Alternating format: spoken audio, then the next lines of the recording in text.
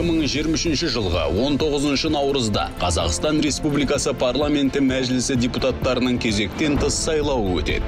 Қазақстан Республикасы парламентінің мәжілісі республиканың заң шығару билігін жүзеге асыратын және тұрақты негізде қызмет ететін ең жоғары өкілді органы палатасының бірі. Мәжіліс депутаттары өкілеттіктерінің мерзімі 5 жыл. Мәжіліс аралас сайлау жүйесі бойынша конституциялық заңмен белгіленген тәртіппен сайланатын 98 депутаттан тұрады. 69-ы бірыңғай жалпыұлттық сайлау округінің аумағы бойынша пропорционалды өкілдік жүйесі бойынша, сондай-ақ 29-ы бір мандаттық аумақтық сайлау округтері бойынша. 25 жасқа толған және Қазақстан Республикасының аумағында соңғы 10 жылда тұрақты тұрып жатқан республика азаматы парламент мәжілісінің депутаты бола алады.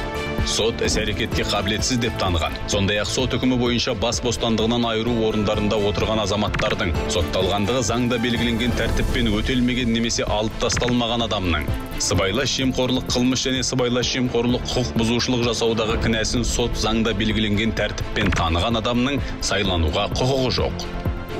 Парламент мәжілісінің депутаттығына бірінші партиялық тізімдер бойынша сайланатын кандидаттарды ұсыну құқығы саяси партияларға, екінші бір мандаттық аумақтық сайлау округтері бойынша сайланатын кандидаттарды ұсыну құқығы саяси партияларға, қоғамдық бірлестіктерге, сондай-ақ егер жарғыда тиісті өкілеттік көзделген болса, олардың құрылымдық бөлімшелеріне, филиалдары мен өкілдіктеріне және өзін-өзі ұсыну арқылы азаматтарға тиесілі.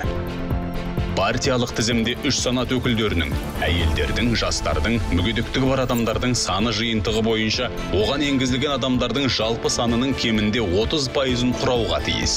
Саяси партиялар адамдарды партиялық тізімге орналастыру тәртібін дербес айқындайды. Бір тұтас жалпы ұлттық сайлау округының аумағы бойынша парламент мәжілісінің депутаттығына сайлау үшін партиялық тізімге енгізілген адам бір мандаттық аумақтық сайлау округтері бойынша ұсынылуға құқығы жоқ. Қазақстан Республикасының орталық сайлау комиссиясы.